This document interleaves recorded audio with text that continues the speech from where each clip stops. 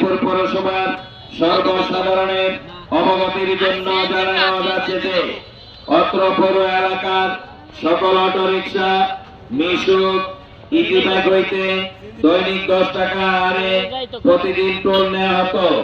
আজ থেকে আপনাদের থেকে কোনো টোল নেওয়া হবে না, টোল দেওয়া যাবে না, টোল নেওয়া হবে না।